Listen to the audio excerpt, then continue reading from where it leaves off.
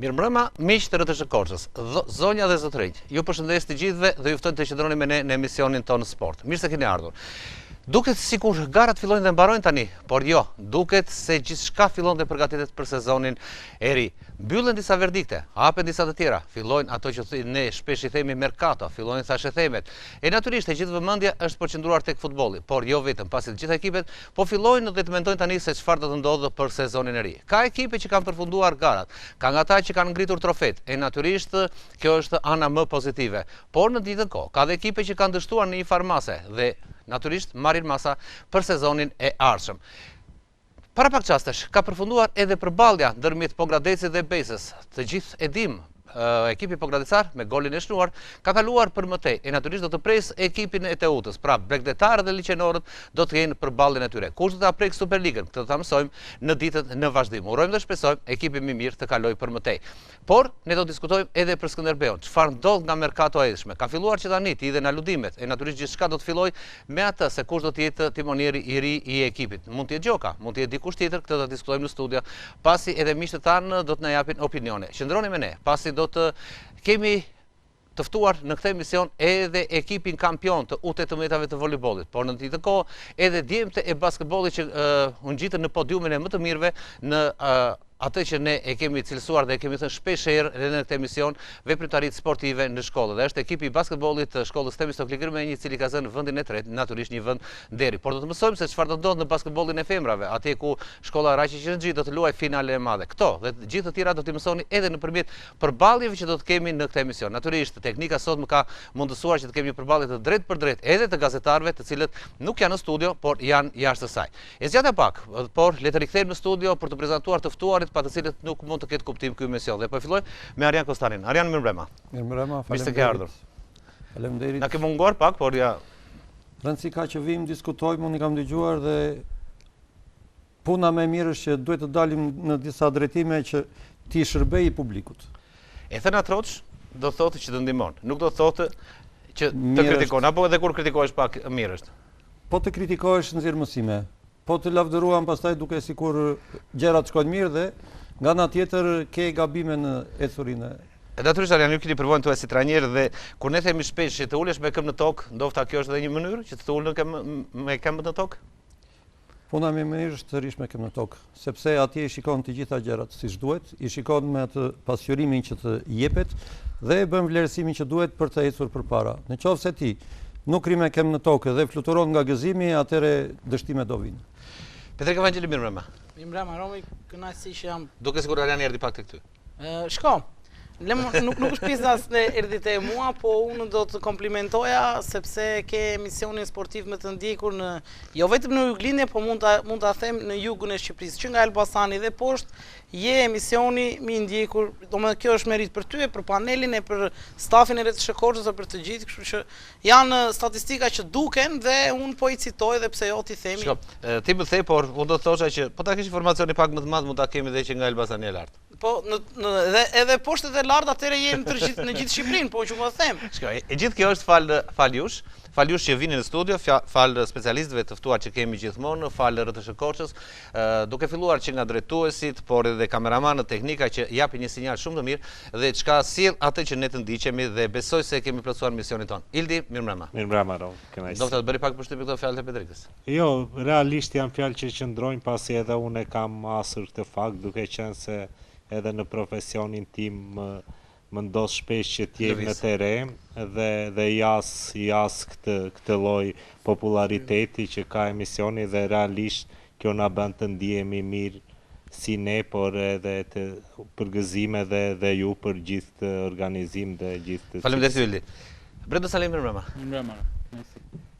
Natyrisht, ne në këtë studio edhe debatojmë, natyrisht në këtë studio edhe flasim, në këtë studio edhe pasqyrojmë. Natyrisht, nuk i pasqyrojmë të gjitha, por jemi munduar që të jemi në maksimumin e mundshëm. Çiko, jemi munduar që të prekim dhe ato nivele që përgjithsisht marrin shumë pak vëmendje mediatike. Jo thjesht kategoria e parë se këtë sezon ishte Skënderbeu, por edhe kategorinë e dytë dhe sportet e tjera që pothuajse janë jashtë çdo lloj paneli tjetër.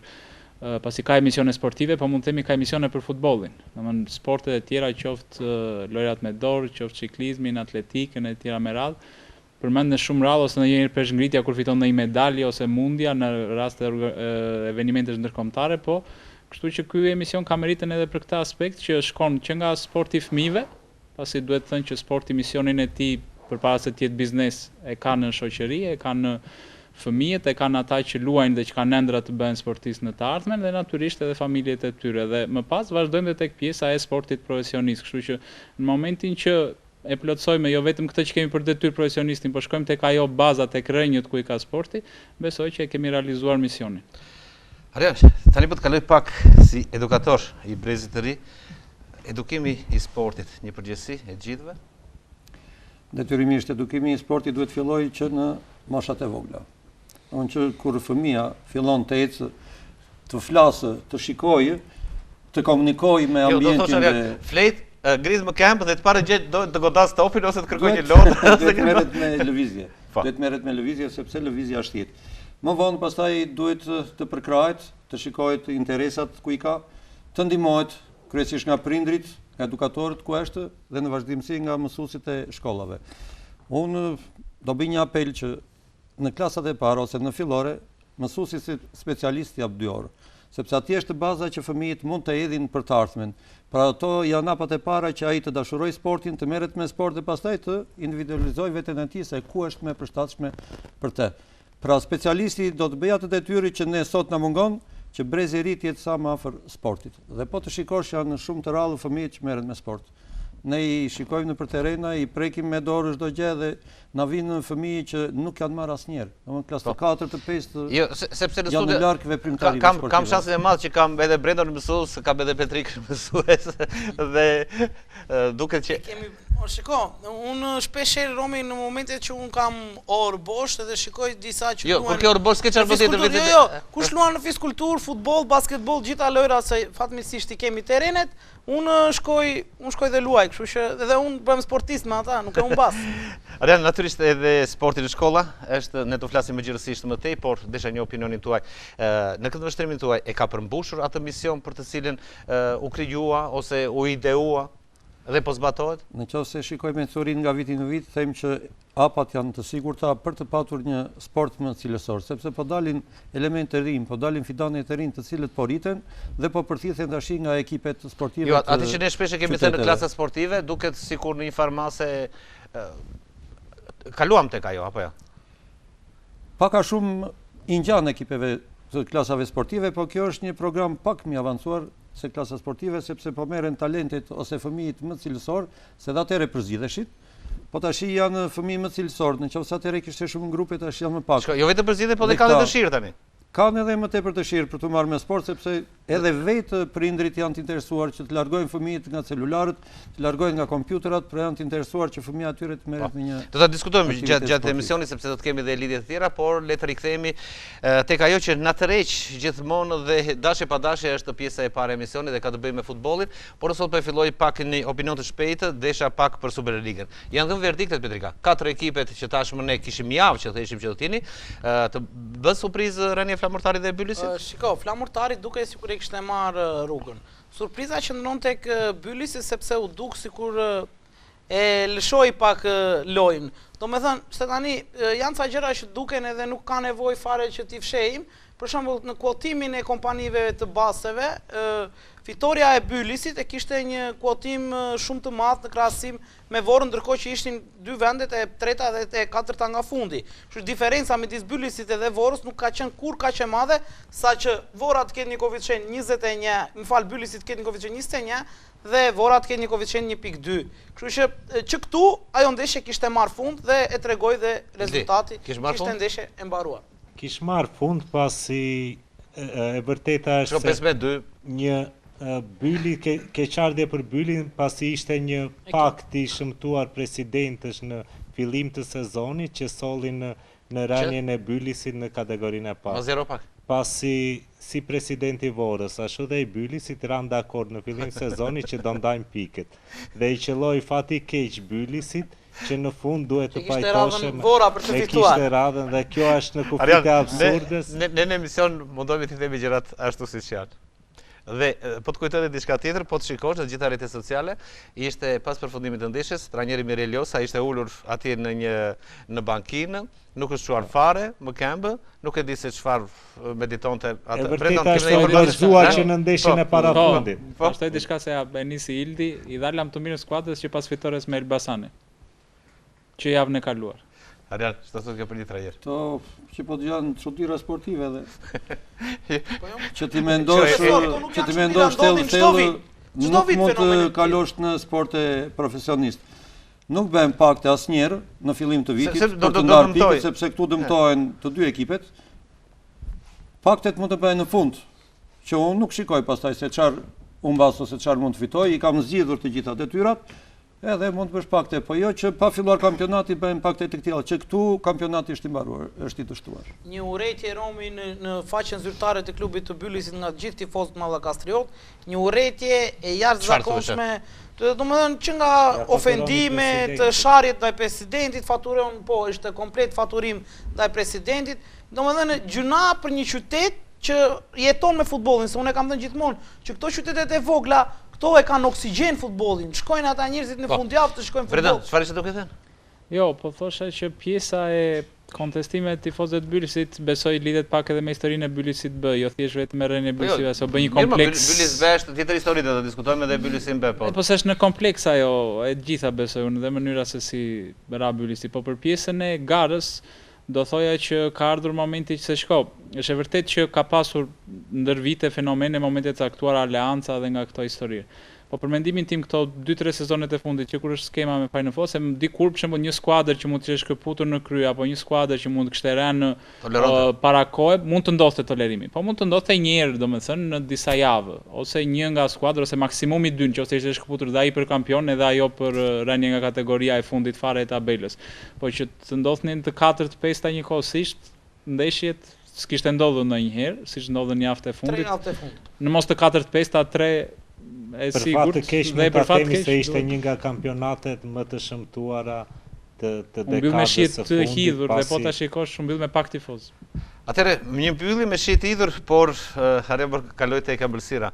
Janë 4 ekipet e para që do të diskutojnë në titullin kampion. Kemi Vllaznin, Elbasanin, Dinamon. Janë ekipe që Dinamo është praktikisht shtoje me 2 ekipe se e treta dhe e katërta unë shikoj jashtë. Ignatia si duhet një mrekulli, Dinamo është jashtë loje dhe duket se do të duket sikur më të roqi pak e Vllazni Elbasani. Po me këtë model formule. Rëmuje që po bëhet tash, ka formule, po ma dhe rëmuje. Ka humbur edhe bukuria e kampionatit. Domethënë çdo gjë tash vendoset midis 2 ekipeve.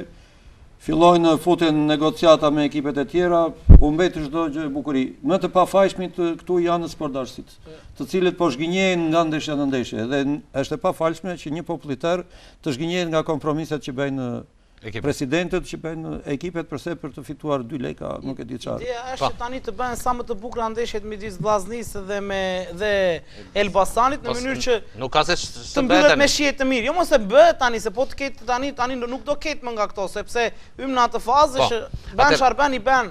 Okej. Në këtë moment e kam në linjë të drejtë për drejtë Ervin Bakun. Baku, mirëmbrëma. Mirëmbrëma. Ju përshëndesim nga Studio Sport Erët e Shëkoshës. Shikoj Petritën aty ke vendi im.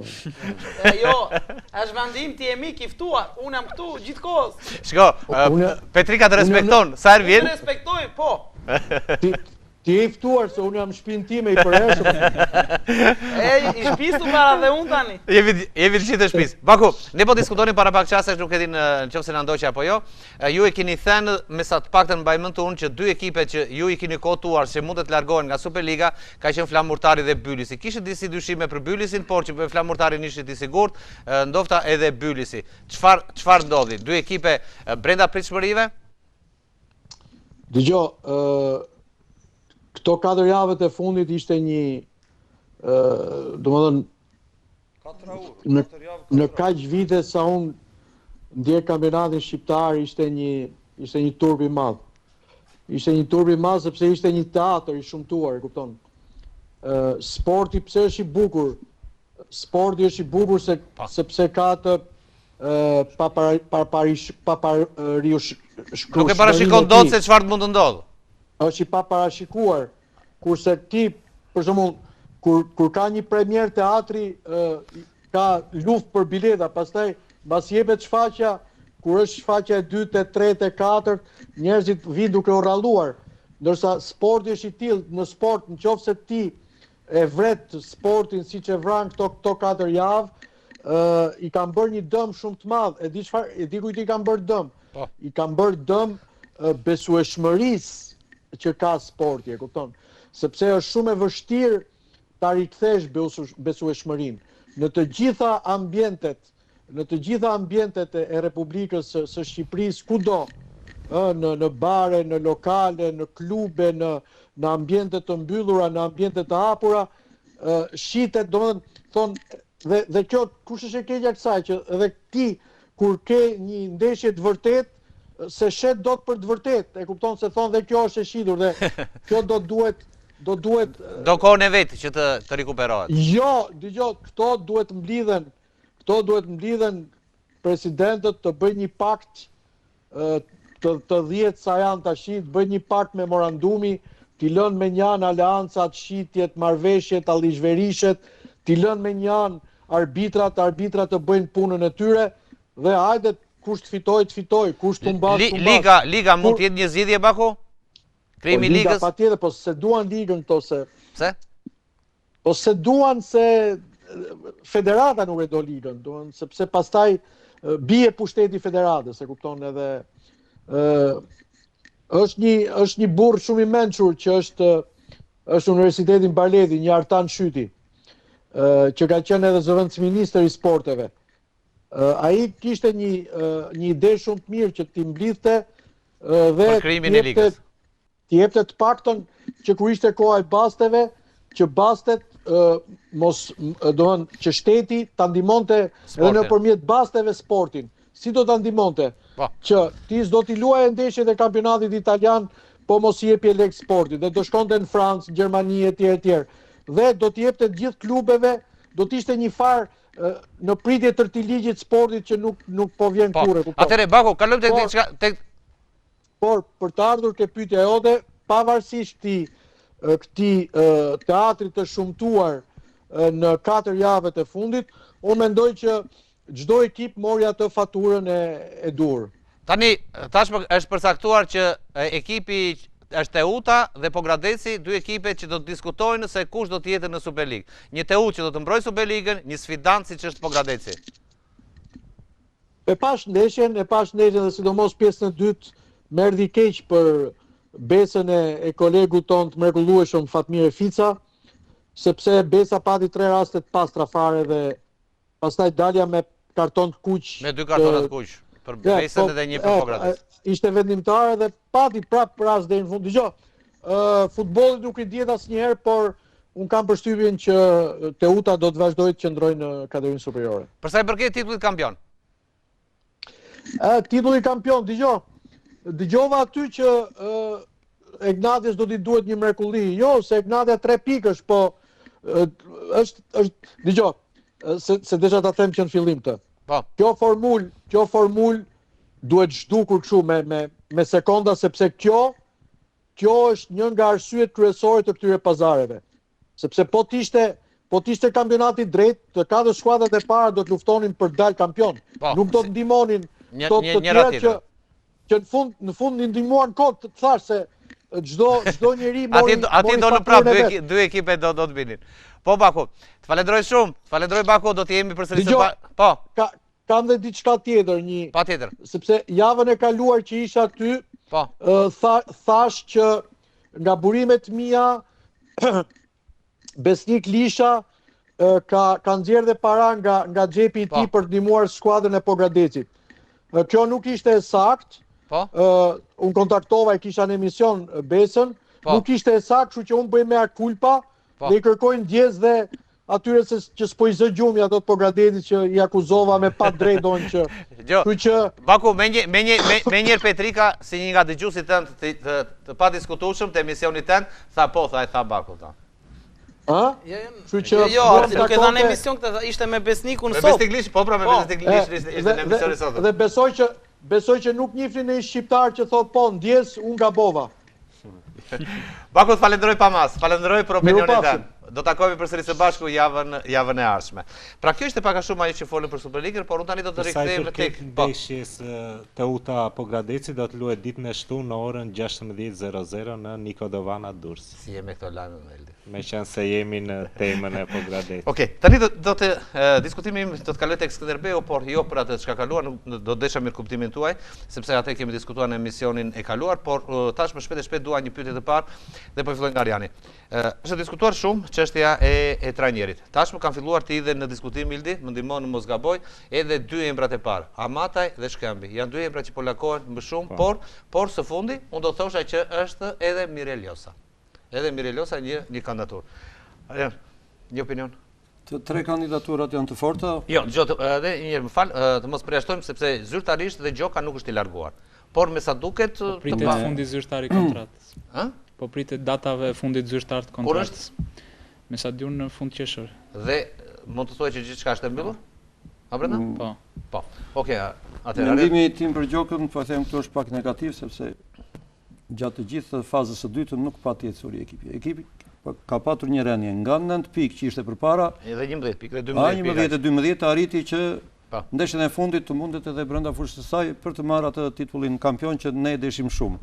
Prandaj unë e shikoj një dështim të Skënderbeut gjatë fazës së dytë. Dofta kjo e ka bërë dhe Gjokën të reflektojë dhe thotë që domethënë dhash maksimumin, sepse çdo trajner jep maksimumin, por ndofta janë edhe rrethana.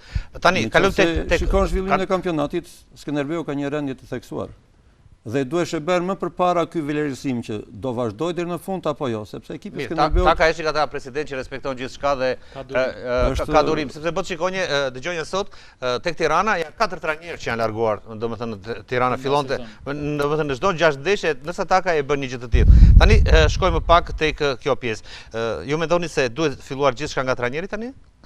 Besoj nga trajneri sepse ai do ndërtoj ekipin bazë që duhet jetë. Dhe të tre trajnerët që janë të spikatur, unë mendoj që i bëjnë punë ekipit Skënderbeut. Më tepër jam me Shkëmbin, sepse nuk ka të përvojnë siç ka Josa. Po Shkëmbi është një qytetar korçar, që ka egon, një trajner karriere. Po, trajner karriere që dëshiron të ecë përpara. Dhe them që Shkëmbi do bëj punë shumë të mirë me Skënderbeun. Nuk do të as poshtë edhe punën e Josës që ka bërë këtu me ekipin e Skënderbeut, është një nga trajnerët me vlera që qarkullon në të gjitha trajner që ka marrë titull kampion së bashku me Duron, me Dajën, janë trajner kampion pra me jam ekipin e midis Skënderbeut. këtyre të dyve se cili mund të se ka 4 titull. Ka 4 me Skënderbeun. Po. Jam midis këtyre të dyve. Përvoja e tij bën shumë punë, po dhe dëshira e Shkëmbit për të shpenë përpara ekipin dhe si korçar që është, domethënë mbi supet e tij rëndon dhe fanella si sportist, po tash edhe presionin si trajner dhe si qytetar. Shko, sepse po ta shikosh gjatë gjithë kësaj periudhe ne nuk kemi patur ndonjë trajner korçar. Dhe mua vërtet më vjen keq, domethënë sepse kemi trajnerë që punojnë, bëjnë, duhet të kemi më shumë besim. Vjen një juaj, ne respektojmë, nuk e sulmojmë në kuptimin e mirë të fjalës, por duket se këta korçarët sikur Shkëmbi ka marrë tjetër edukat. Vërtet mund të jetë korçar, po është korçar me atë egon që do të fitojë. Po, dhe mund të jepë Skënderbeu. Ildi, moment, unë thash këto tre kandidatura, por nuk e di, ti mund të më japësh ndonjë lajm tjetër? Jo, edhe unë jam pak a shumë me profesorin që ndroj te dy kandidatura, te Mireljosa dhe Bledi Shkëmbi. Mendoj se janë dy profile për momentin më të duhurit për sa i përket marrjes drejtimit Skënderbeut. Janë trajner me mentalitet fituesi, Josa dihet që ka më shumë eksperiencë, ka më shumë trofe, ndërkohë që dhe Shkëmbin e shikoj me atë pjekurinë e dur dhe me eksperiencën dhe besoj se është momenti edhe tek Struga ecë mirë. Për t'i dhënë. Dhe te Struga, po ka një eksperiencë te Tirana, ka te Uta në kampionatin kosovar, ndërkohë që për sa i përket Amataj më rezulton një trajner jo me filozofinë e dur, ka drejtuar Skënderbeu në sezonin 2020-2021 në 19 ndeshje, 4 fitore, 6 barazime dhe 9 humbje. Besoj skuadra nga fillimi. Shka e detyroj që të largohesh. Besoj në profilin e dur, ka shumë kohë pa drejtuar një klub dhe nuk është momenti për të bërë eksperimente me një trajner që nuk ta jep atë sigurin dhe nuk besoj se e ka aftësim për ta rindezur zjarin që të gjithë. Hyn pak tek ajo pjesa thash e them. Ka ndonjë kandidaturë tjetër? Jo. Me sa po flitet... Sa e prerë tek të jonë, ma? Shko unë... Ti the javën e kaluar që tetova është e sigur te Uta. Po. Nuk ka akoma një zyrtarizim të tetovës. Ja, do pas të shtunë. Mi, në rregull. Unë... Se të ka ngelur mendja atje. Se po të qe tetova... Do jemi prapë këtu pa. Se po të ishte tetova, unë e vija përpara edhe Shkambit edhe Josës edhe... Pra në nxori një kandidaturë tjetër nga informacionet e tua. Ai është me bagazhin më të mirë. Jo, leri bagazhin, po ke informacion që ka bërë një takim me ta kaj? Jo, nuk kam informacion. Unë shpresoj, domethënë derisa të firmos te Durrësi, unë shpresoj akoma sa më të vitë Skënderbeu. Ty ka qef të dëgjon ta kaj. Ja direkt. Në do trajner, ai është trajner. Në do trajner. Ka patur dëshirë për tetovën, ka patur. Ka pasur? Ka patur. Ka. Brendon ka takime? Në këto momente nuk e di a ka folur presidenti, po para disa... Mos e ruaj gjitha vetëm për emisionin tuaj tani, thuaj edhe këtu. Para disa kohësh po. Para disa kohësh po. Po ajo çka e penalizon besoj është dhe situata e vështirë shëndetësore që trajneri kaloi dhe ekziston mundësia që të ketë edhe një lloj pauze në qoftë se nuk vjen ky zyrtarizimi për shkak të shëndetit. Jo, për shëndetin. Po jo, punë dënimit, jo. Po jo, është 3 muaj dënuar të mos drejtoj. Po ulet ajo me gjysmën e ka ezauruar atë. Gjende gjuhë e përbashkët, po besoj se shëndeti është primar dhe ai momenti vështirë që kaloi. Besoj e bën më të vështirë pjesën e largimit nga shtëpia. Kur dëgjoja stresin, të pashi foto një kokën. Çfarë ndodh me trajnerët? Kaq keq është përjetimi? Trajneri ka stresin më të madh. Një periudhë 30 vjeçare, a mos më shumë. Trajneri ka stresin më të madh. Sportisti e nxjerr atë çfarë ka në fush. Sportdarsi duke thirrur e nxjerrin atë, kurse mbi trajnerin rendojnë të gjitha gjërat. Risi Josa pastaj, ë? Po Josa nuk e di pse ka ndenjur ashtu, i ka patur punën në vije dhe profesor se ka trajner edhe trajner që të cilët e shpalosin gjithë potencialin e tyre si Petar Devolli për shemb. Po, atëherë po kaloj tek diçka tjetër. Ndofta këtë trajner, edhe këto takime që bën, presin atë që do të shikojnë një listë dhe se çfarë mendon presidenca për të thënë edhe ata pon? Po detyrimisht presidenca është ajo që vendosën, po trajneri duhet të bëjë formacionin që i duhet të mbaj boshtin kryesor cili është, pra në fillim, para se ndërtohesh një ekip, duhet kesh, po e them në gjuhë popullore, felën e mishit. Se konturet e tjera bëhen. Janë të lehtë. Pa patur felën, pastaj ti s'ke çfarë të bësh.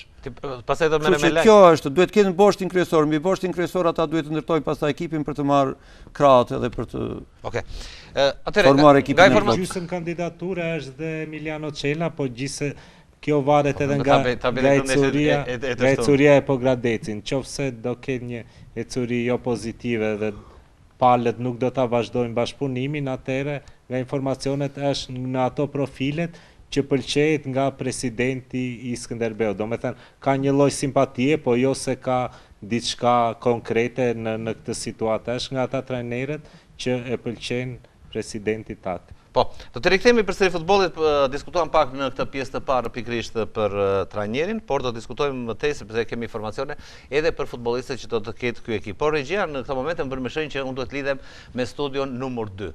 Atje ku kam ekipin e voleybollit U18. Të lutem regjia.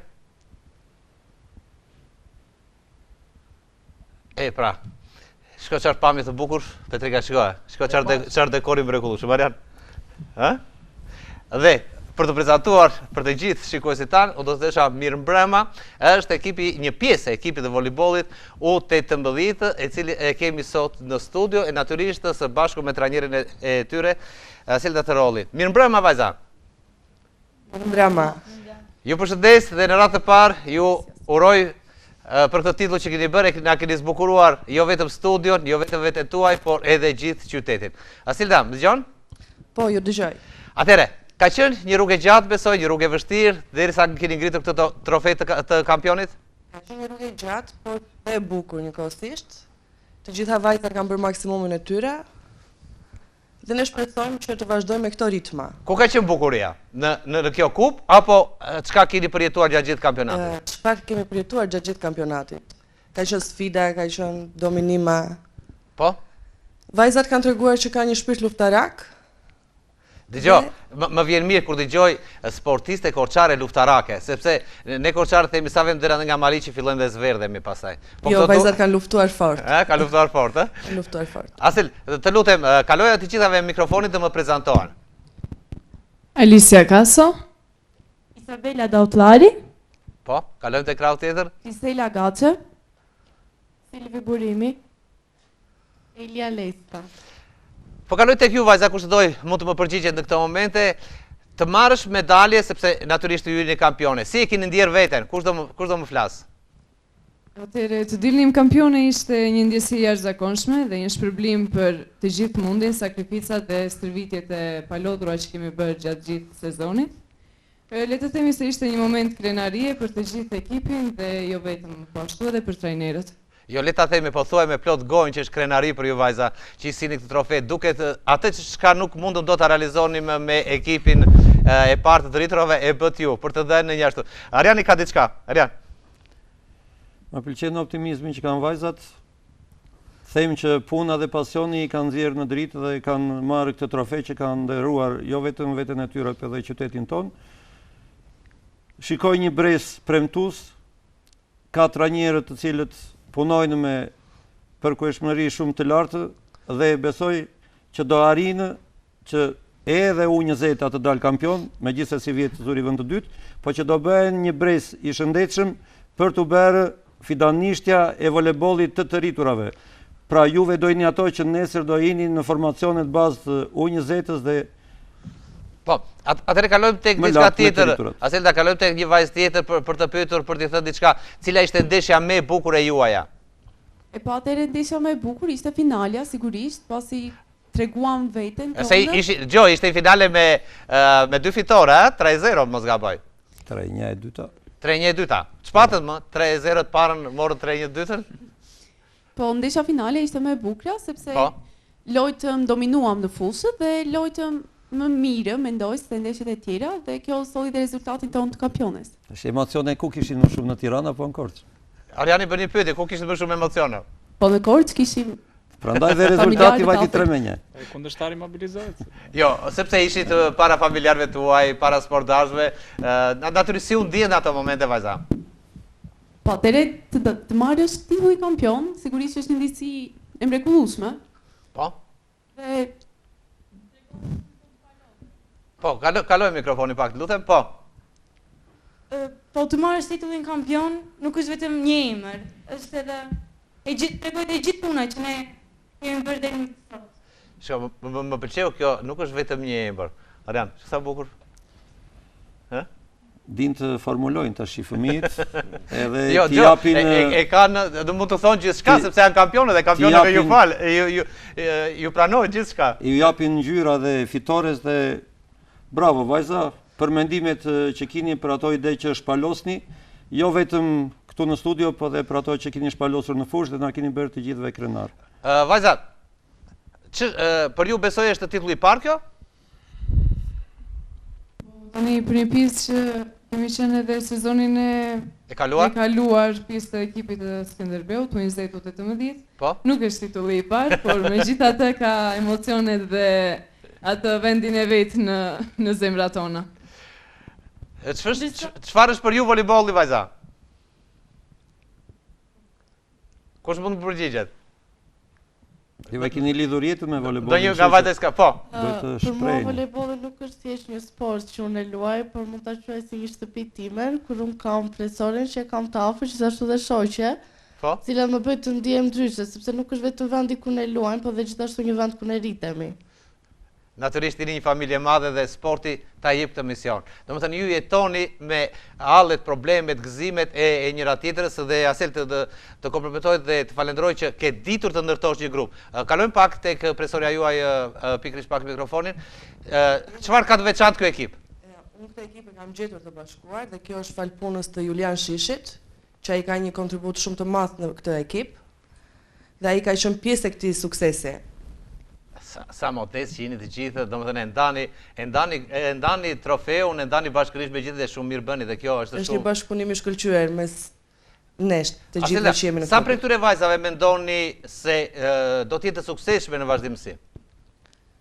Tani varet dhe nga dëshira e vajzave që do duan të qëndrojnë në Korçë për ta vazhduar, por kemi element shumë të mirë. Dhe mendojmë që dhe duam për punën që kemi nisur, duam që ta vazhdojmë dhe kemi vajzat tona në ekipin e parë.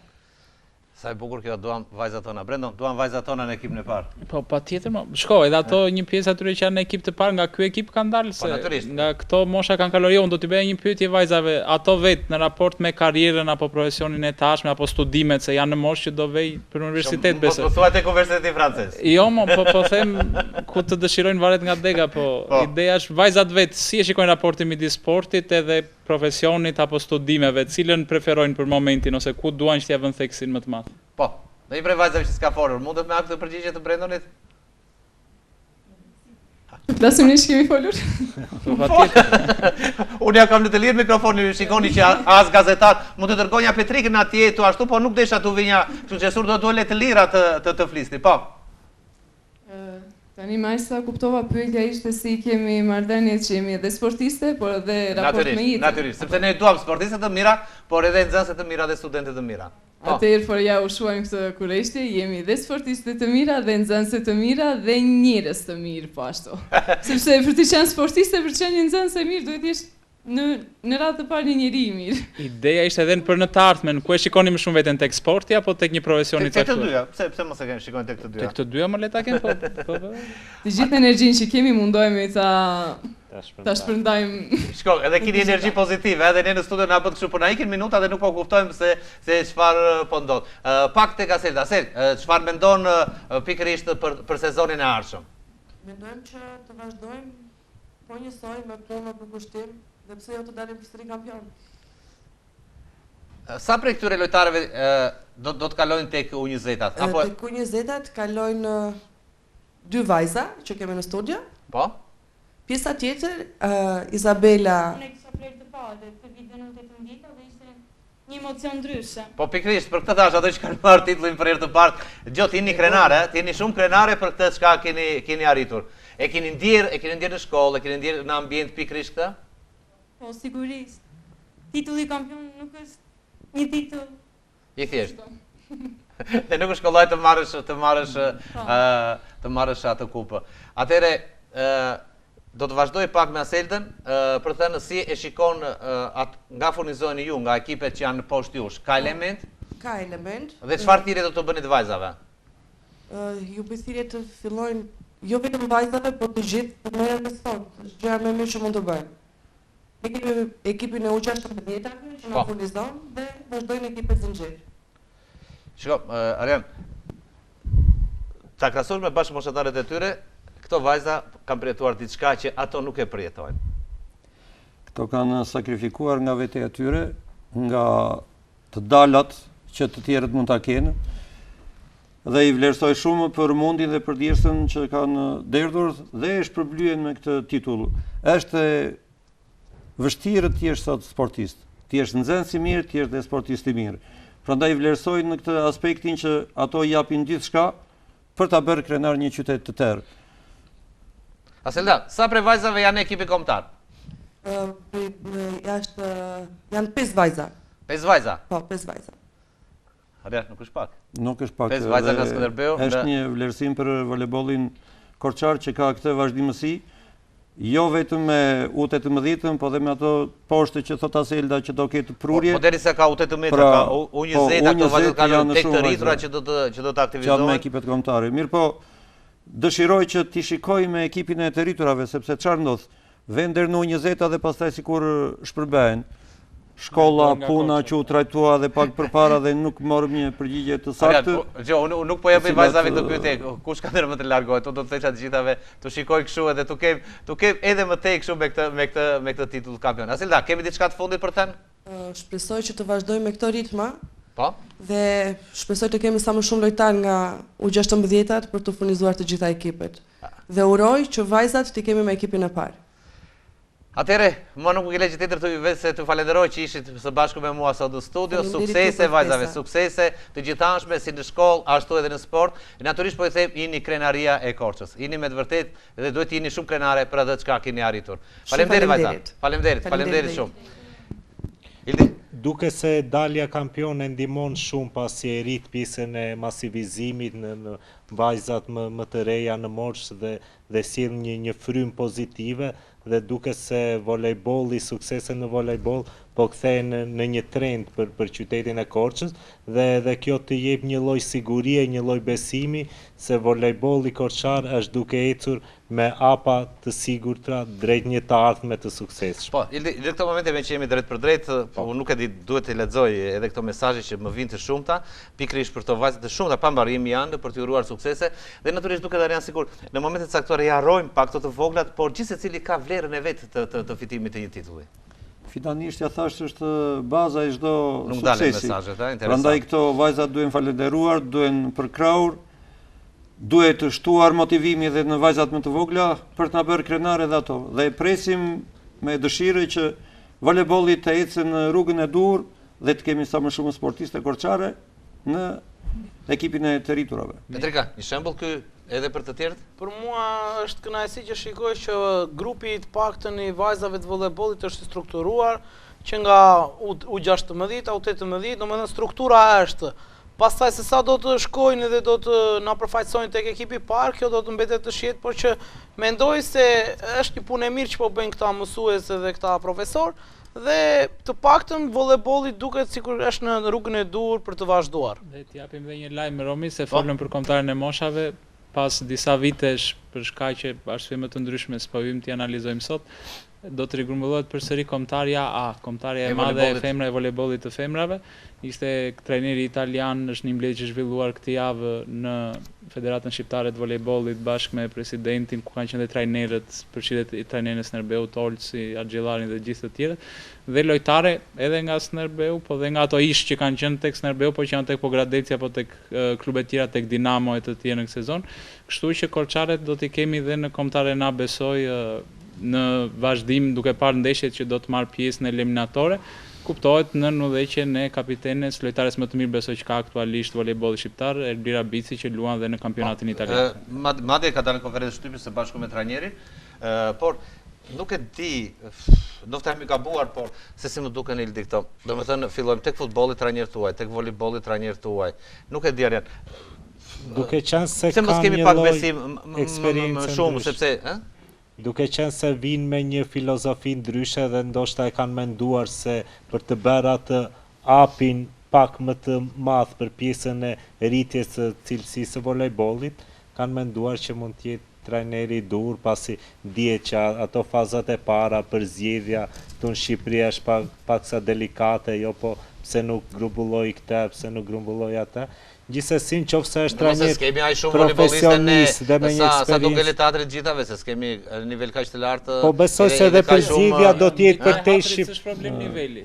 Është problem mentaliteti. Për te Shqipërisë, nuk është se do jetë fokusi vetëm në kampionatin shqiptar, duhet të përzgjedhësh edhe vajzat jashtë. Jam këtu me ty Romi, sepse ne kemi trajner volejbolli shumë të aftë këtu në Shqipëri. Dhe të paktën trajnerët e sporteve të luajtura me të vjetër, kemi nga ta me përvojë, por kemi edhe të rinjtë që sepse edhe sot mundësi të Këtë dua të them që të paktën sportet e luajtura me dorë, volejbolli, basketbolli, le futbollin s'ka se aty duhet. Si s'ka gjë futbolli. Nuk besoj se kemi një trajner. Do Silvinion edhe prandaj po. Jo, Silvinion nuk e dua, po unë mendoj se nuk kemi një trajner me peshën për të mbajtur fanellën për të mbajtur trajnimin e kombëtares të futbollit. Por të siguroj që në sportet e luajtura me dorë ne i kemi shumë të mirë dhe të rinjtë dhe të vjetrit, të cilët mund të kontribuojnë në krijimin me përvojë, okay, në rregull. Se si na duket edhe kur kemi patur rotacione me trajnerë, se kemi patur dhe trajnerë shqiptar, të cilët kanë bërë punën e tyre. Kemi patur dhe trajnerë tuaj. Për shembull basketbolli i meshkujve është me trajner shqiptar. Është trajneri i ekipit Karaj, i ekipit të Tiranës. Jani Melka me volejbollin, prandaj po them. Po këtu ekziston një ndek i vogël, sepse ne na mungojnë në shumë eksperiencë ato se marrja pjesë në konferencat jashtë shtetit. Të gjithë trajnerët e huaj, po ti shikosh me të mbaruar sezonin ata bëjnë trajnime, konferenca që dalin jashtë shtetit. Pjesë e lobimit. Më përpara thuheshe për trajnerët evropianë, ne nëse nuk vëmë në Amerikë mbetemi një vit mbrapa. Tashi kjo logjik duhet jetë edhe për trajnerët shqiptar. Ne nëse nuk dalim në Evropë dhe të marrim pjesë në këto klinikat që bëhen me trajner të huaj, ne mbetemi mbrapa. Profesor, po ju pse përmendni klinikat, pse nuk thoni këtë pjesën tjetër që okej, kush del kampioni i Shqipërisë të luajë të paktën në fazat e para të play-offit për të futur në ligat kryesore të Europës. Se unë këtë nuk e kuptoj këtu. Del kampion po Gradeci nuk luan për kualifikim. Kjo është për kualifikim. shkaqe financiare. Jo, nuk është thjesht shkaqe financiare, po ato vjen në ekuilibër të gjitha gjërat. Shikohet se sa e kemi arritje neve dhe a përballemi apo do dështojmë. Po shumë si kanë të dalësh 3-0 aty. Nuk ka asnjë problem. Është çështje përvoje ka Petrika, domethënë mund të fitojnë përvoje edhe lojtarët dhe si futbolli. Ka në marrë pjesë hiç vitet e para të Dinamos, ka vajtur deri në vend të 4 në Evropë dhe meshkujt edhe femrat dhe janë eliminuar për shkaqe politike sepse ka rënë me rusët edhe nuk e kanë vazhduar.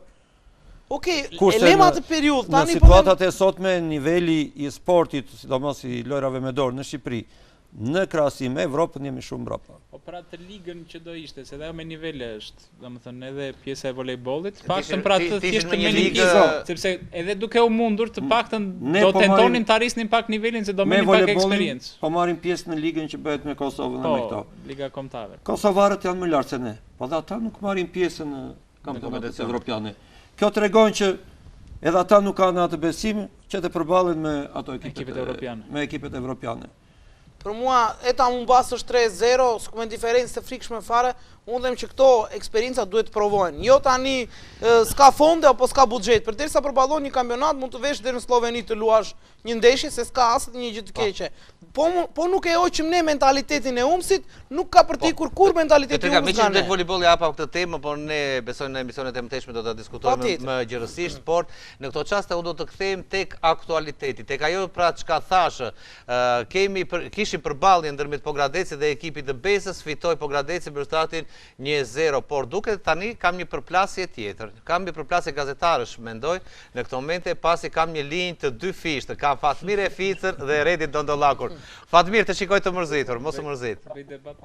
Sigurisht pak i mërzitur jam, po e uroj kolegun tim dhe gjithë Pogradecin, gjithë skuadrën, gjithë qytetarët futboldashës të qytetit liqenor, si që quajnë ndryshe, që ta përjetojnë të fest më spaku deri fundjavën e tanishme, sepse i pret një sfidë shumë e fort nga Tirana e vitit kaluar madje, sepse Teuta nuk është mësuar në nivellet tilla të huaj si tani, aktualisht, dhe Pogradeci vetëm do të ketë një sfidë për të cilën do të marrë masa tepër forta, në veçanti në mbrojtje, sepse Teuta është një skuadër mësuese, ka një lojtar shumë të mirë në sulm që është Fledi Daci, por ndërkohë ndihmojnë shumë edhe përvojat e mëdha si Emiliano Villa apo ndonjë lojtar tjetër. Pa kaluar tek ajo ndeshje Fatmir. Më shkurt çfarë ndodhi sot në Elbasan? Po, natyrisht. Ndodhi që me një ndeshje shumë të balancuar,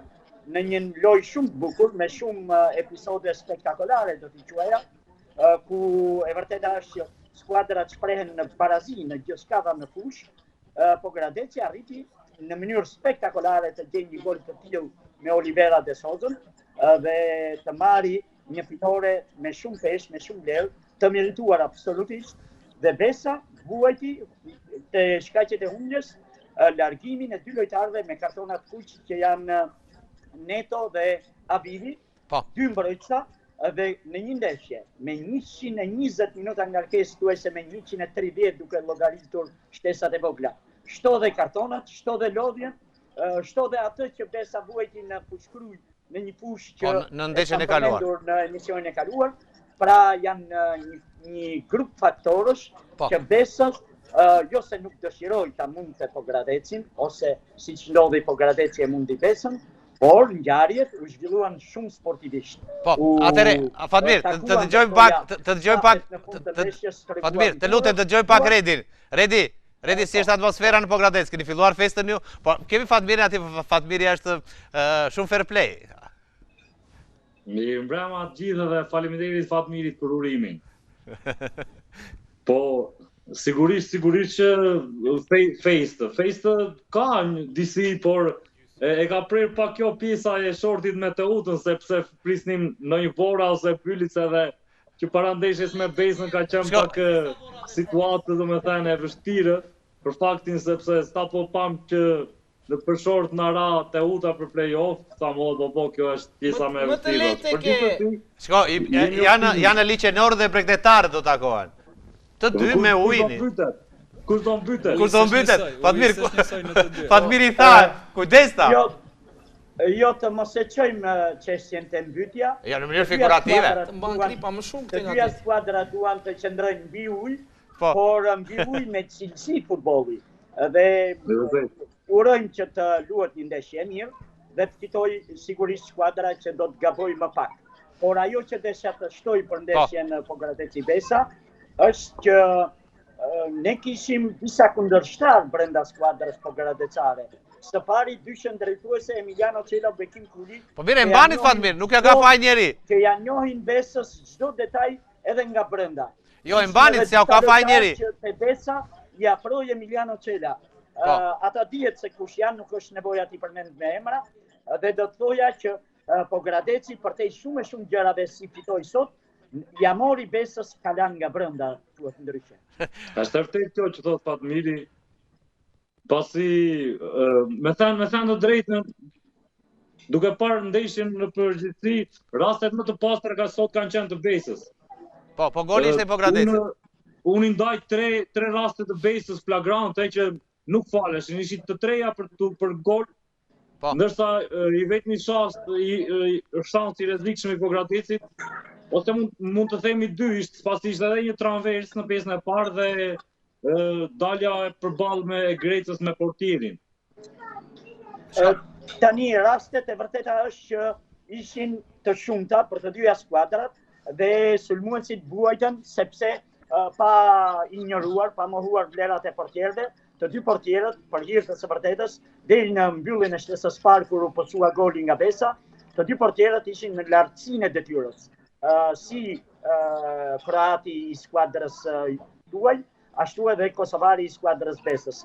E vërteta është një gjë, na dhimbset ky futboll i mbi ngarkuar me lojtarë të huaj, me çfarëdo lloj komsie pa dashur të kem në një dozë, do të thoja, antipatie për ta, por si Besa ashtu edhe Pogradeci, shpëtimin do ta kenë dhe lulëzimin e futbollit vërtet do ta kenë kur ata me fidanishtet e tyre, me lojtarë profesional të rritur në akademitë e veta, do të ndërtojnë atë që quhet një të ardhme më të sigurt për futbollin. Besa i ka dhënë të prova vite më parë, tani si fundmi me zgjerimin e modës dhe gabimin e madh të FSHP-s me zgjerimin e numrit huajve duke ja detyruar skuadrave të përdorin shtatë. Është një fenomen që e kemi diskutuar shpeshherë, e kemi diskutuar Fatmir. Dua një, dua asnjë. Pra, mos imponoj federata rregulla të tilla, të imponoj rregulla të kundërta me këto. Që t'ja frymëmarrje futbollit. Të elementeve të ri që janë ata që ne i quajmë që vinë nga akademitë e klubeve që janë 17 vjeçar talentuar apo 19 vjeçar të talentuar. Këtu do të fitojë futbolli i vërtet shqiptar, që të kemi mundësinë edhe në eksportin e futbollistëve ne të dërgojmë botës talente, dhe jo talente që lindin në botë, ashtu se s'po lindin më as në Shqipëri, se kanë vite që emigrojnë, të na quhen më shqiptarë se shqiptarët. Jo, fanelën e vërtet të Shqipërisë, të skuadrave të qyteteve të tyre, e duan këta që rritën në qytetet e tyre, që lodhen, djersin, po kaq kanë edhe investimin e trajnerëve, që janë njerëz të papërtueshëm dhe derdhin gjithë shpirtin e tyre për këtë futboll, që për fat të keq vuan, ashtu si vuan në kushtet shqiptare flasim, se bota i respekton shumë limitet e këtyre që ne i quajmë detaje profesionale. Fatmir, këtë temë të futbollit të rive do të diskutojmë në emisionet në vazhdim dhe më vjen mirë që do të kem gjithmonë për ta diskutuar e pash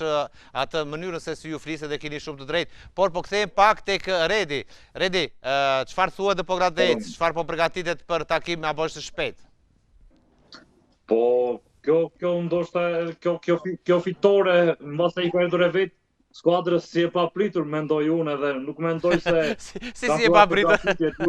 Ju i pat edhe festimin e kantinës pogradecare të lojtarëve, saqë nga ato gjërat fundit që ka ndodhur në kampin pogradecar, që nga përplasjet, që nga ajo humbja në Laç, që e tronditi shumë situatën, që nga përplasjet e Çelës me lojtarë Guro Pere, edhe pasi mësuan që shorti i ra me Teutën edhe vetë ta kanë qenë ndoshta pesimist maksimum. Po mirë, po do të kaloni njërë pengesën base, pasaj të vini dherë tek Teuta.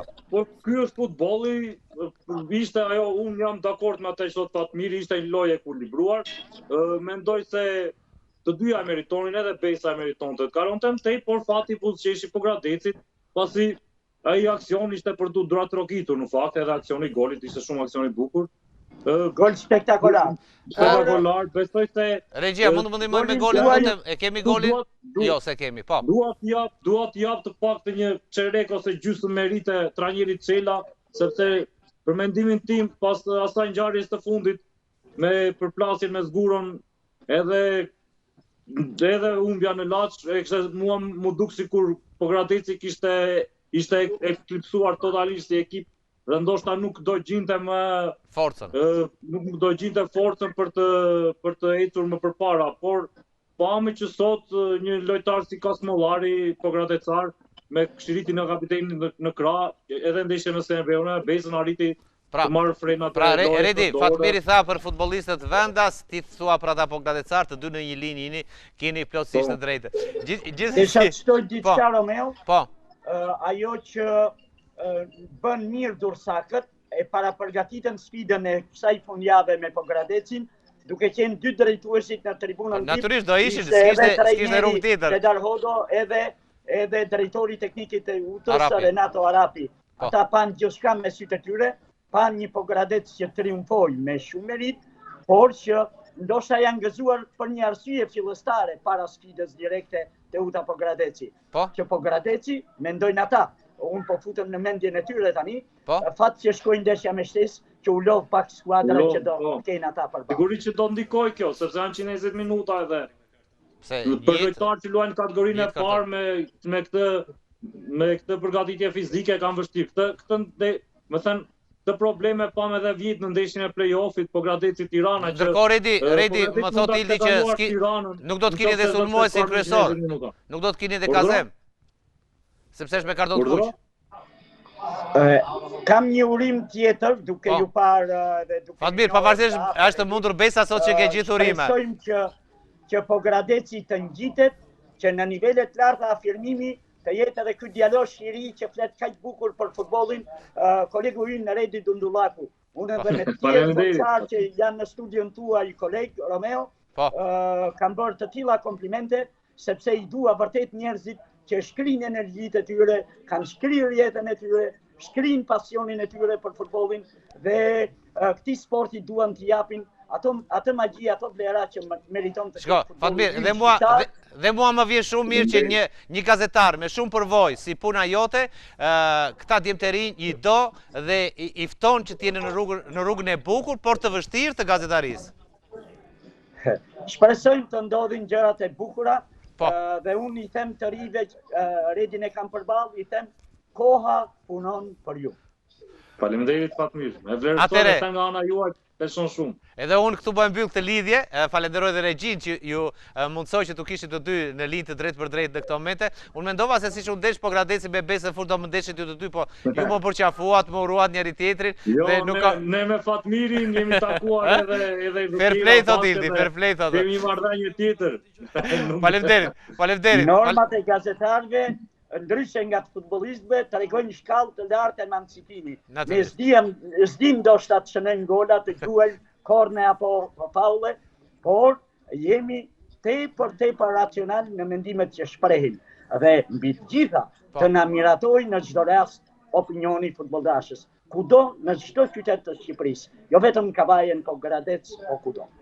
Faleminderit Fatmir Vica, faleminderit Redi Dadallaku. Ju uroj të gjithëve. Romeo. Po. Nëse do ishte Petrika edhe mund të ishim ndeshur. Faleminderit. Natë e mirë. Faleminderit. Nuk e di Fatmiri është larguar, atë kishim një lidhje Arian. Unë e thash, domethënë edhe ju e thatë që futbolli ka gjën më të bukur atë që domethënë i bashkon, dhuron spektakël. Dhe kur janë ndeshje të vërteta si këtij lloji, natyrisht që kjo ishte një ndeshje për mbijetesë që bëri Pogradeci me për të luftuar lart. Besëm për të ngjitur më lart, nuk duhet të jenë pesimist për ndeshjet me Teutën, se që në momentin që ti je pesimist, këtu i ke humbur të gjitha shpresat. Ata duhet kenë besim në veten e tyre sepse kanë punuar që kanë arritur deri këtu. Dhe Teuta nuk ka dhënë më të mirën deri tash përderisa është në këtë situatë, prandaj një përballje e tyre, unë them që Pogradeci mund të ndalë nëse ai e forcon besimin në vetë. Atëherë, jo, jam me dhe do të thotë diçka unë se jam me të njëjtin linjë me profesorin. Nuk e di pse e shikojnë Teutën kaq të frikshme. Për mua Teuta natyrisht është ekip i Superligës me një përvojë. Teuta është ekipi më kot i superiores, që ta them unë tani. Nuk e përballoj. Shko, Teuta për mua ishte më dobët dhe se Bylisi dhe se Vora. Ato 6-7 ndeshjet e fundit të humbura të gjitha pas një merit, pas një lojë, pas një gjë. Pogradeci për mua i ka të gjitha mundësitë që ta verë në vështirësi Teutën dhe pse jo ta kaloj Teutën. Dhe unë them që Pogradeci nëse arrin ta mbledhë edhe një herë, unë them që Pogradeci gjitet në superiore. Nëse kjo ndeshje, duhet ta them edhe këtë që nëse kjo ndeshje nuk preket nga elementet e tjerë që ne kemi diskutuar shpesh. Nëse kjo ndeshje është e pastër, Pogradeci i ka të gjitha mundësitë dhe nuk duhet të ketë pesimizëm Pogradec, po të ketë edhe kështu ato buza falat çfarë mund të ketë, sepse Pogradeci ka shanse reale për të mundur të Teutë, e cila për mua është ekipi më i dobët i kategorisë superiore. Madje më e dobët dhe se Flamurtari. Në fakt doja të se po shikoja këto statistikat, Pogradeci ka dy avantazhe të vogla, pasi Teuta momentalisht është pa një trajner të parë dhe do të drejtohet nga Bledar Odo, ndërkohë që dhe gjendja psikologjike e skuadrës Durrësakër nuk duket shumë pozitive. Në 10 takimet e fundit ka vetëm 2 fitore dhe 2 barazime, ndërkohë që ka regjistruar 6 humbje, por nuk mund ta mohoj faktin që ka lojtar cilësor brenda skuadrës, por dihet që këto ndeshjet finale ndonjëherë kanë edhe atë specifike dhe gjëja më e mirë që Pogradeci duhet bëj është të besoj pasi nuk ka asgjë për të humbur. Në qoftë se skuadra ka dhe fatin me vete në këtë takim, atëherë gjithçka është e kaluar me Tiranën, domethënë bëri mirë pasqyra me drejtë gjitha mundësitë që është në kushte të tjera dhe për statistikë e para pashi se fusha e Durrësit është fushë e qetë, nuk është fushë me presion tifozëri e Durrës. Po është avantazhi ekipeve super. Barazimi? Jo, barazimi, vetëm avantazhi. Vetëm çështje e fushë. Po. Gjithmonë, po të shikojmë sa herë kjo skema me vendin e 8 me ekipin play-out, asnjëherë ekipi kategorisë së parë. Po jam një sekond. Ideja është që nuk është ngjitur asnjëherë ekipi kategorisë së parë kundër ekipit vendit 8. Kjo për statistikë. Pse duhet të jetë kjo formulë, këtë po them unë. Për mua duhet luajnë në fushë neutrale. Jo vetëm këtë vit, në gjithmonë si parim. Ose ta bënin me 2 takime, po duan ta luajnë me 2 fushë, të losë secila në fushën e saj. Megjithatë, ai është rregulli, kur aprovojnë rregulloret edhe këto, ngren dorën të gjithë, kështu që e kanë aprovuar. Nuk e kushtoj vëmendje, domethënë të gjithë vjen atje votojnë, kështu ngren dorën, na dakord. Heshtja ose padituria nuk të justifikon, nuk është argument në këtë aspekt. Kështu që presidentët në këtë rast e kanë vendosur atë rregullisht tash duke bazuar mbi këtë rregull që jemi, pa kaluar në atë si duhet të jetë, se për ne e thamë si duhet të jetë. Për mendimin tim, duke parë historikun që ka Teuta, që në periudhën para rënies së regjimit dhe në periudhën pas regjimit, në mos gaboj unë nuk ka rënë asnjëherë nga kategoria superiore, në rrethana shumë të ndryshme. Kishte rënë as Partizani as Tirana, po ran po. S'kishte rënë as Skënderbeu. Po ran në kontekste të tjera ekonomike, ran në kontekste të tjera ekonomike, situata të tjera jashtë fushë e të tjera me radhë. Po. Kështu që ishte një kontekst i gjerë që ndikoi në rënien e atyre dhe ato ran direkt madje, s'patën kështu play-out fare, ran direkt nga kategoria. Kurse Teuta ndikon historia. Për mendimin tim ka që kemi pasur dhe një play-out Skënderbeu Teuta mos gaboj. Na kanë mundur. Po. Edhe disi ishte me bukur Arian, e kësaj gjë sepse kam qenë vetë dëshmitar, ka qenë një gjyqtar italian në këtë ndeshje që ka arbitruar. Dhe kam pritur përfaqësues të federatës. Dhe gjyqtari italian thotë, ju si federatë thotë, si keni kështu? Dhe thotë ajo, po shikojnë që ata me fanelat blu. Kaq deshte gjyqtari. Sa ti thësh, shikojnë çik ato me fanelat blu. Këtë ndeshje shikoi midis një përvoje që ka ekipi i Durrësit dhe një ekipi me ambicie për të ngritur lart. Edhe me ego. Dhe me ego.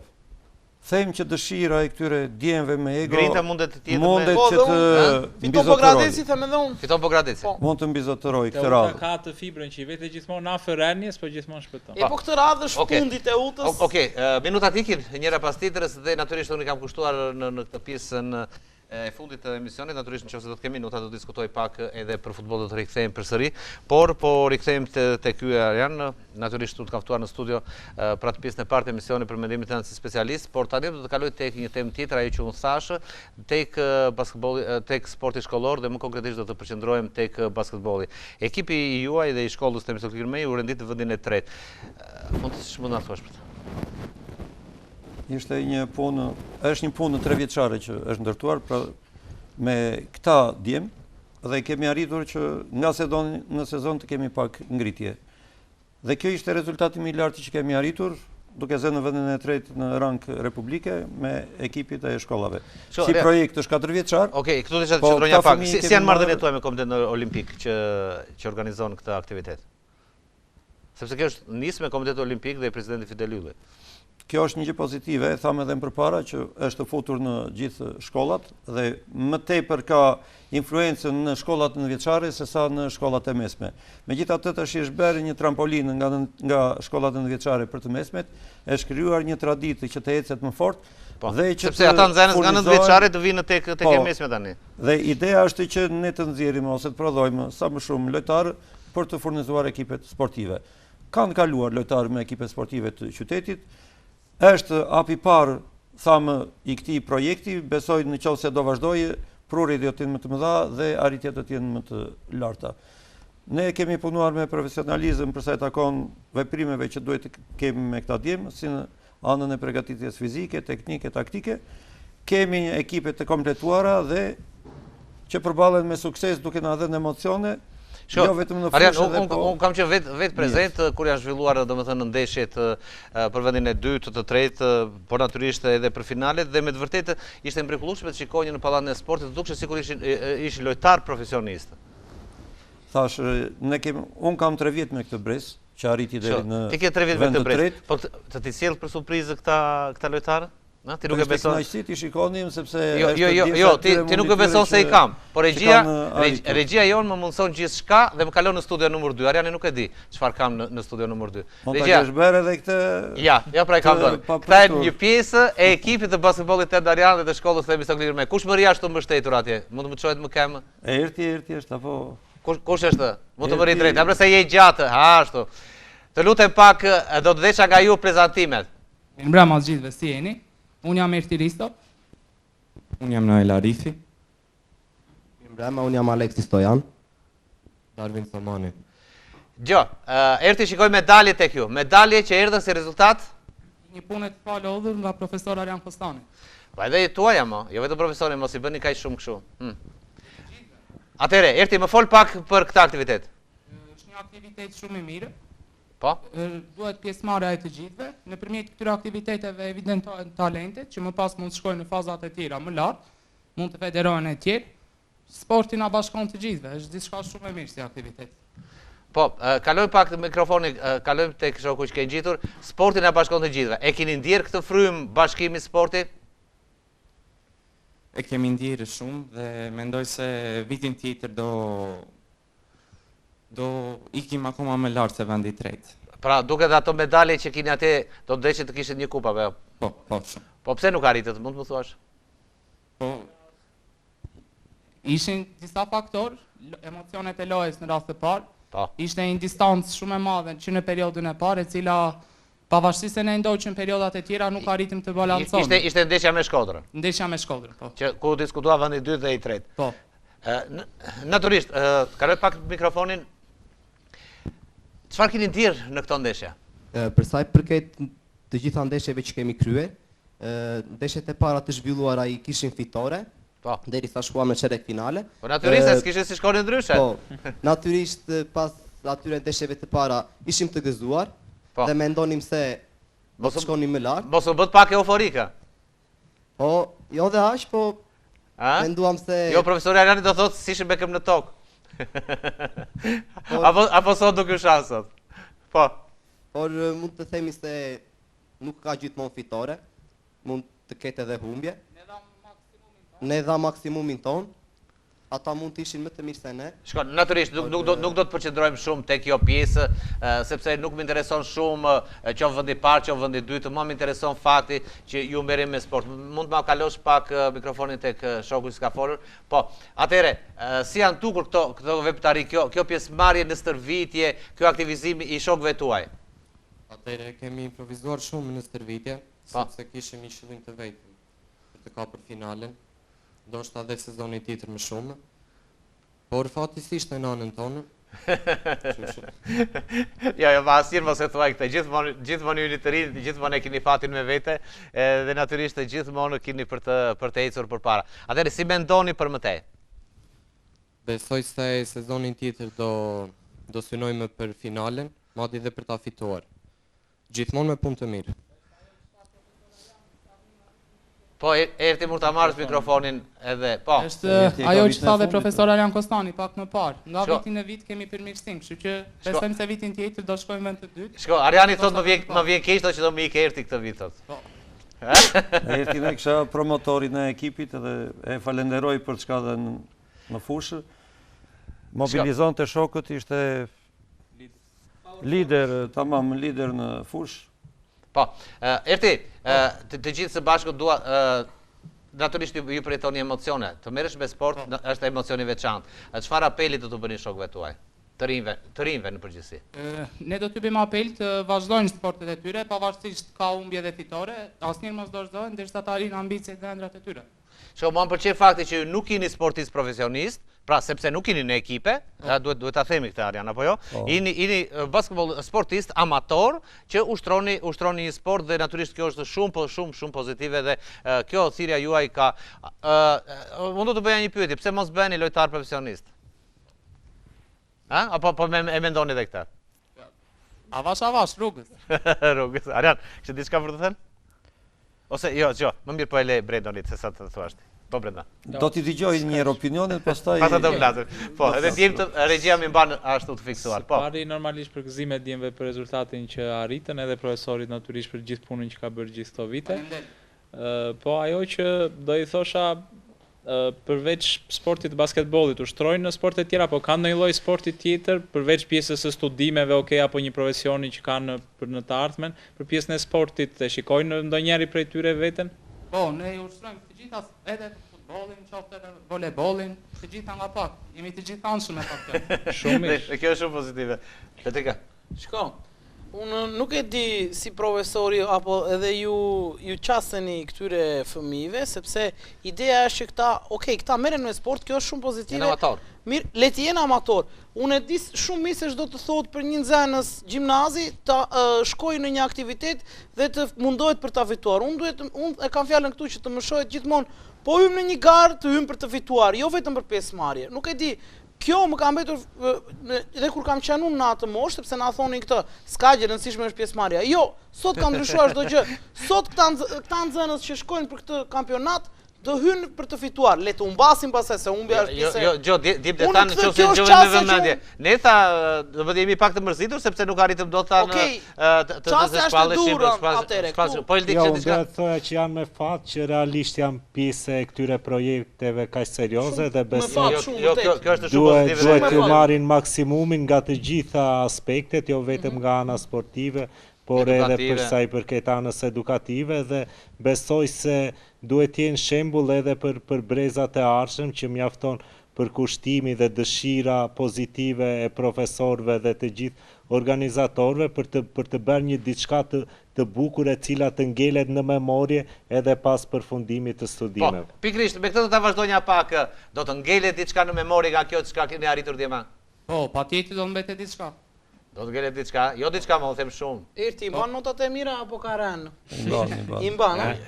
Okej. Janë edhe nxënës shumë. Se kam patur nxënën në 9 vjeçare kur ishte në klasë të 7 ai. E po sa e mori Ariani. Jo, ishte vërtet nxënës si mirë, se unë mbaj mend në lëndët time dhe ishte nxënës si mirë dhe prandaj isha kurioz tani që po merret më shumë me sport. I mban notat e mira apo të dyja bashkë? Po i ka. Dyja bashkë të alternuara. Në rregull, shumë mirë. Dima, i falenderoj shumë edhe për të surprizë që i bët profesori, sepse nuk e dite që do të ishin në studio sot, edhe ju dolet nga studio nëmër 2. Keni diçka për t'i thënë? Faleminderit, kënaqësia ishte e jona. Faleminderit Dima, falenderoj pa masë. Arjan, përqendrojmë pak edhe tek ky moment. Pra, ta lëm këtë moment, po të flasim pak edhe në përgjithësi për sa i përket faktit të aktivizimit të të rinjve. Pra, ju keni një përvojë të madhe tani, si shikoni, ka pjesëmarrje, ka dëshirë nga të rinj që duan të merren me sport dhe a ju përgjigjemi ne ai sa duhet, apo ky projekt plotëson një pjesë të madhe të atyre dëshirave të fëmijëve? Dëshira e fëmijëve është që të merren me sport, të jenë në aktivitete sportive, në lojra sportive. Pengesa është gjithmonë nga prindrit. Insistojnë mësime. Sepse e pash dhe Brendonin shumë mëson të këtij fakti. Sporti thjesht apo mësimet? Kjo është mësime. Nuk e kuptojnë që duhet të ketë një harmoni. Harmoni midis mësimit edhe të marrët me edukimin fizik. Në trup të shëndosh. Puna ashtu, nëse ti nuk ke shëndet, ti nuk jep prodhon dot edhe në mësimet. Pra një nxënës i mirë mund të bëhet një sportist i mirë. Siç e thot, mendje shëndosh në trup të shëndosh. E vetmja gjë që duhet të kuptojnë prindrit është shëndeti. E vetmja gjë që nuk blihet është shëndeti. Po shëndeti duhet t'i shërbesh. Shkolla blihet, puna blihet, tëra blihen, me lek, ndeshjet blihen. Shëndeti nuk e blet dot. Shëndetit duhet të investosh që ta kesh të fortë. Dhe detyrimisht që të kesh shëndet të fortë duhet merren me veprimtari fizike. Pavarësisht basketboll, volebol, futboll, çfarë do të jenë këto. Fëmia duhet të merret. Është pjesë e jetës së tyre. Siç ka nevojë prindi të vënë në një klub, të çlodhet atë bëhet, fëmia duhet merret me. Sepse ne themi jeta është lëvizje dhe lëvizja është jetë. Po. Unë në Romi nuk e kisha thjesht tek shkolla, unë më shumë e kisha tek për t'i parë, ishin më shumë të prirur për të parë nëse në një prej tyre kishin ndonjë prirje të caktuar në një sport të caktuar për ta parë si profesion.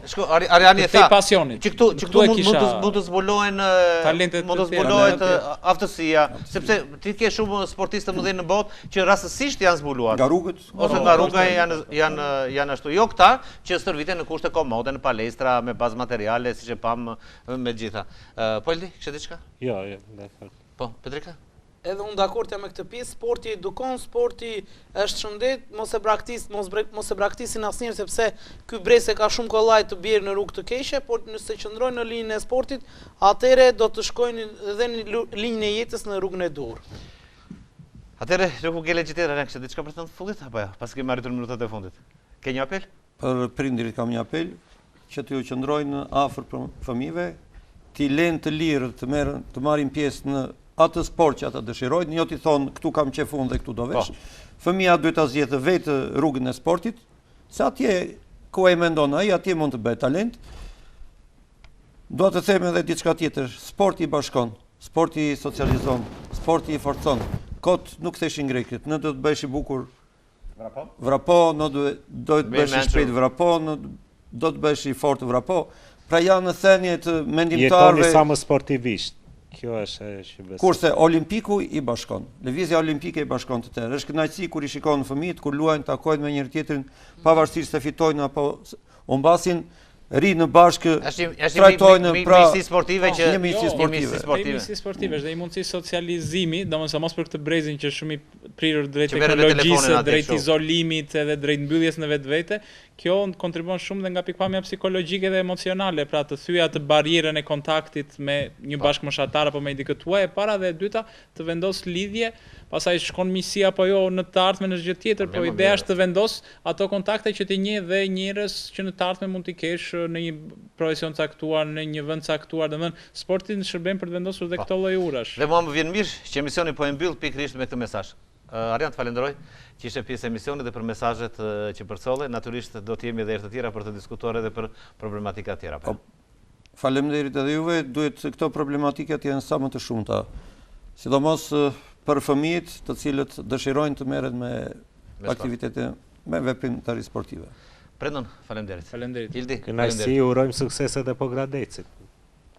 Për ditën e shtunë, pasi besoj do të ishte akoma më bukur të kishim dy ekipe në superiore. Po shko, dy ekipe superiore, Skënderbeu dhe Pogradeci. Si shton ata do ngrihet steka në do ngrihet, do kishim ato përplasje derbi prefekturës, do themin e pastaj, ha. Do ishte realisht. Fiton Pogradeci, Romi. Fiton Pogradeci.